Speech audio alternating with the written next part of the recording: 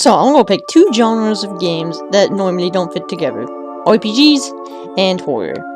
At least I'm pretty sure they don't go together. I've never seen a game that's an RPG and also a horror game at the same time. But yet, Mother 3 has a moment that could legitimately scare someone. Of course I'm talking about Shamira Lab, or Chimera Lab as I'll call it. This is where the pig masks make robotic chimeras. But you're not here to spy on them or anything, you're just trying to get Salsa and his other monkey back. But since you're wearing a pig mask helmet, they get scared of you. After you chase them out of a room, you encounter a chimera. Don't worry, you're safe whether or not you lose this fight. But what happens afterwards is pretty scary. You're informed that the ultimate chimera has been released. How ultimate is this ultimate thing? Well, it can one-shot you. I mean, it doesn't even go to battle. If you touch it, you die. So what you have to do is you have to avoid it while searching for Salsa. Now, it can be on any of the floors of the building. You can tell whether or not you're on the same floors by listening. If there's no music and you just hear pig mask squeals, then I'm pretty sure you're safe.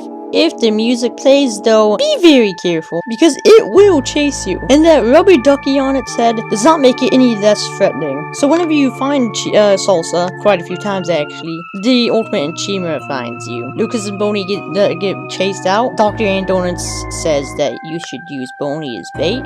That sounds completely 100% fine. No, not really. But just as you're about to get pounced on, Salsa saves you. But it looks like that the chimera might come back again. It only comes back in the toilet section.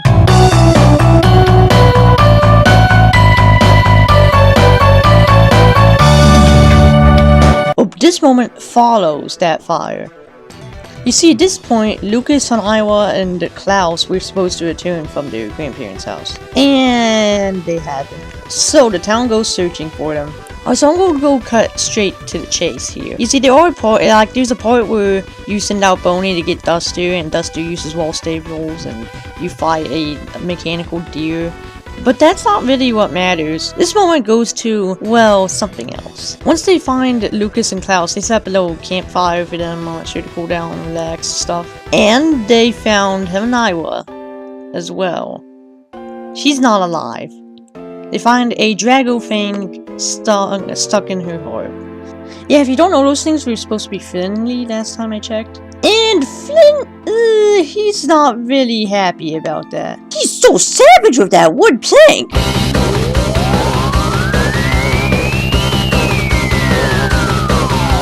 So Flint gets put in jail for the right reasons, but Klaus breaks him out. Everyone goes to mourn the loss of Iowa, except Klaus isn't there.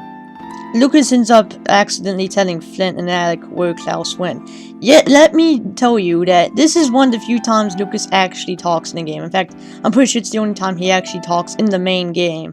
Flint and Alec go to confront the Gypsies, who tell them where Klaus went. Flint and Alec climb to the very top of the mountain, or the plateau, whatever you want to call it. And just as they're ready to take back Klaus, the Drago comes. So are you wondering why a friendly Drago would attack someone and kill someone like that? Or remember how the pig masks were turning the animals into cyborgs? Yep! So now you got no choice but to fight it. Except this thing's defenses are up the walls. Like, you literally can't do any damage to it. Unless if you use the Drago Fang that you get earlier. That way you can tear off the Drago hide and actually start doing some decent damage to it. And just as Flint's ready to kill the Drago, Alec reminds Flint not to kill it because the baby Drago would go through the same thing that Lucas and Klaus are going through. So, their mission ends up being a failure because they can't find Klaus, even though he's on the plateau right below them. Well, the game took a very dark turn very early on. That's what makes the game unforgettable.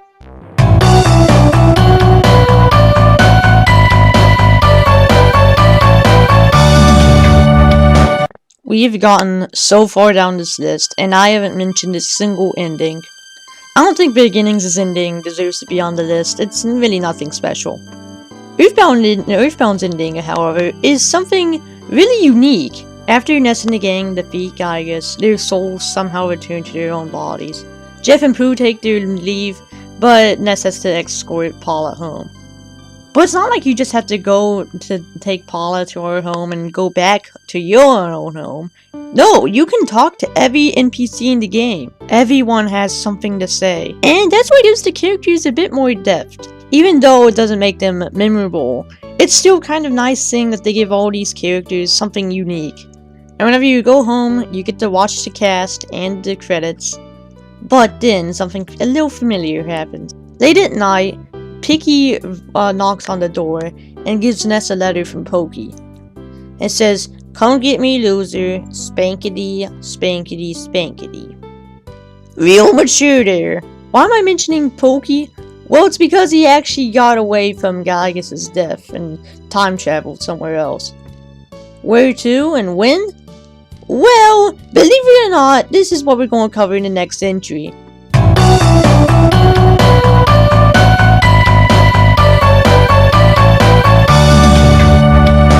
Nope, I really wasn't kidding.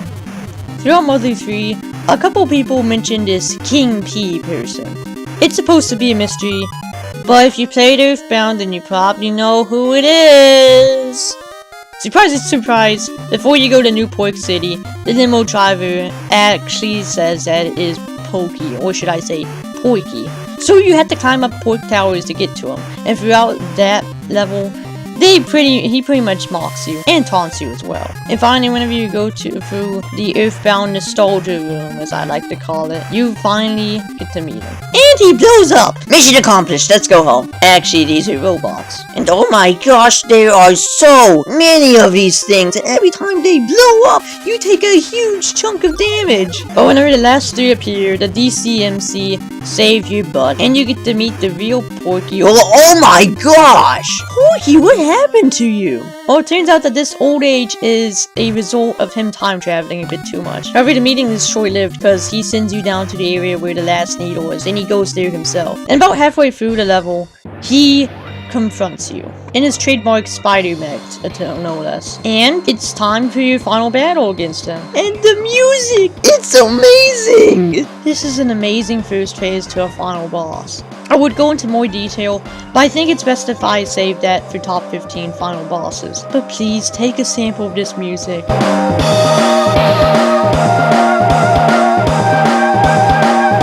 This song is tied with Fireman Fates' final boss theme as my favorite final boss battle theme.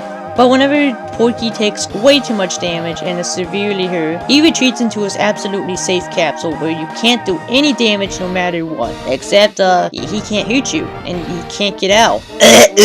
Turns out Dr. Donuts designed the machine and made it where whoever went inside of it couldn't get outside. So Porky's gonna have to stay there until he dies. Except he's immortal because of all the time traveling. So Porky has received the ultimate punishment. Now he's trapped inside the absolutely safe capsule for all of eternity. He can't even kill himself in there. And despite this being very satisfying, was actually a bit sad too. This is a very severe punishment in anything. I know more people would say death was a severe punishment for other villains in video games, but this is just another extreme. So Porky, one of the biggest jokes in all of gaming, got the ultimate punishment.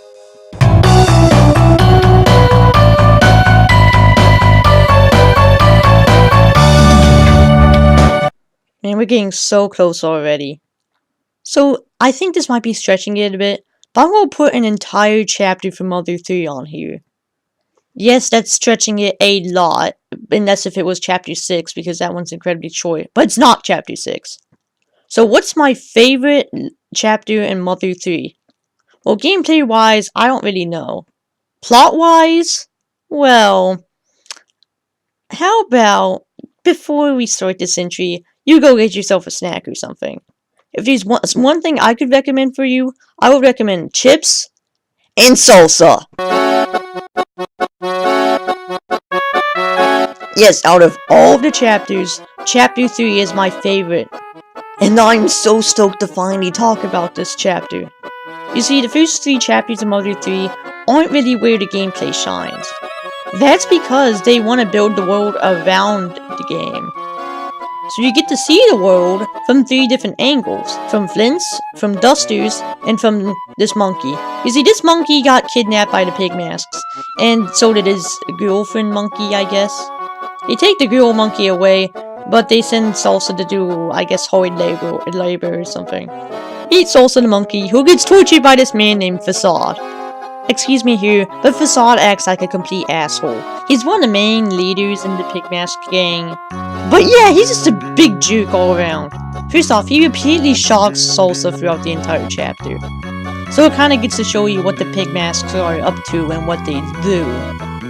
You see, the pig masks have a plan to give the entire village of Tasmiley happy boxes. And they're sending Salsa and Facade to deliver them. Mainly Salsa. So first they need to find the pork bean by traveling through this little desert area. The desert is nothing special, but there's a present box that you can get that has a luxury banana in it, which heals a lot of HP. But Facade takes it from you! And he also makes Salsa drive the pork bean. I don't know how Salsa knows how to drive this thing, since I'm pretty sure 1, he has no experience with it, and 2, he's a freaking monkey. I don't know. And remember how I said that this chapter and the other 2 chapters aren't really gameplay focused? Well, this one is the least gameplay focused. Of those 3 at least. Mostly because you don't want to avoid battles. Because Salsa is freaking weak and his skills don't work a whole lot. And even though Facade's a jerk, you're pretty much going to need to rely on him throughout most of the chapter that you have him with you. Because even though he's a jerk, he is actually really strong. And after teaching Salsa to dance and open the magical door with a dance that's not nearly as fantastic as Open Sesame, they get to Tasmiley. They stay in the Yellow Inn, and the next day, they start advertising the happy boxes. After they receive the orders, he sends Facade sends Salsa to deliver them. And this might be a bit boring. There are only about 3 to deliver, but it gets a bit repetitive after a while. But at the very least though, you have this really catchy song playing in the background. It's a bit somber, showing that if Salsa doesn't do this, then he might never see his girlfriend Monkey ever again. Now, later on, Kumatora and West realize that Facade is actually terrorizing and torturing Salsa, so they go and rescue him. But Facade realizes as though advertisement Monkey's gone missing. Even worse for him, the lock around his neck's no longer on, so luckily Salsa can no longer get shocked. Thank goodness, I couldn't stand watching those. Kumatora, West, and Salsa flee into the forest, where Facade and a couple pig masks send an entire tank after them. And this is my least favorite part of the chapter. See, the problem with the tank boss is that it has so much HP that it pretty much lives by its name, tank. And it's also so weak that it can't do anything to it. Kumatora is pretty weak as well. The only attacks that she has that can do decent damage are PK Thunder. But even then, you don't have unlimited PP. And you're lucky if West uses a Thunder Bomb. Because unlike Kumatora and Salsa, you can't control West. Especially whenever halfway through the battle, the pork tank barely attacks and only occasionally throws cannonballs. So at that point, it's pretty much a stalemate. But even though the gang takes down the pork tank, they're pretty much cornered by Facade and the Pig Mask Army. Until Lucas comes along with the little baby Drago from earlier. And the baby Drago calls for the big Drago, which pretty much riggedy diggity Vex the Pig Mask Army.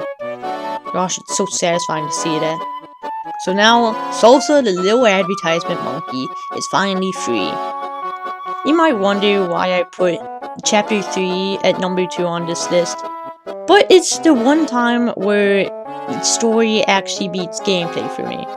It's unique to see what the villains were up to, and putting us in the role of a monkey just kinda makes us feel helpless. And with that 5-minute entry, it's time for number 1, which probably will be just as long.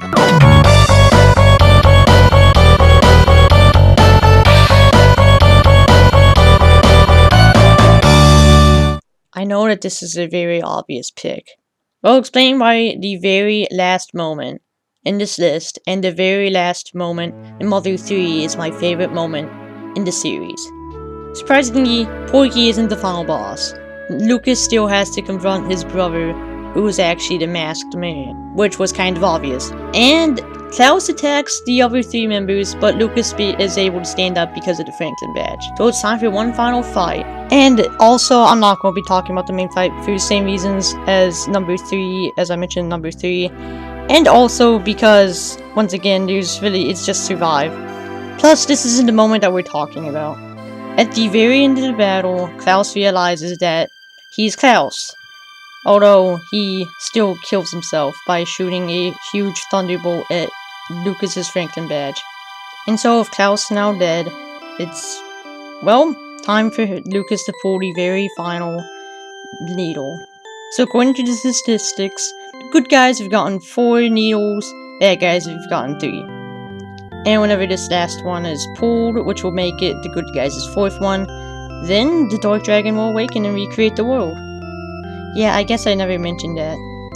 And the world ends. Quite not peacefully, but it ends. And it's time for it to be recreated. And it's not just the end. You can actually walk around and talk to all the other characters, including Lucas. And then you realize that the game's trying to engross you into it and make you feel like that you were a part of it. And yeah, that's pretty nice of it. You find the doorknob, which was ripped off at the very first chapter. And there. That's the end of this franchise. It shows the entire cast, like always, and the credits, like always. But this isn't my favorite just because it's the end of Mother 3. But because it just reminds you of not just Mother 3 and the adventure you've gone through it, but the adventure you've gone across all the other games. I mean, why else was the Earthbound Beginnings main theme and the Earthbound Nostalgia Room, as I like to call it, in Port Towers? It's there to remind you of what you've been through. And the freaking piano in the credit scene, it makes me want to cry! And it's followed by a more cheerful sounding song telling you that's pretty much the end of the franchise. Finally showing you the title screen, except it's not all metallic anymore, it's just a free wooden tree. And I know I'll never have another one of these experiences ever again. The toy himself said that he won't make a Mother 4, and if there is one that's being made, then he won't be a part of it. And I totally respect that. So even though we won't get another Mother game, we still have all of these 3 other ones. All of them hold a really special place in my heart. Maybe even beginnings to a degree. And so this isn't just the memory of the life that went on in Mother 3. It was the memory of a franchise.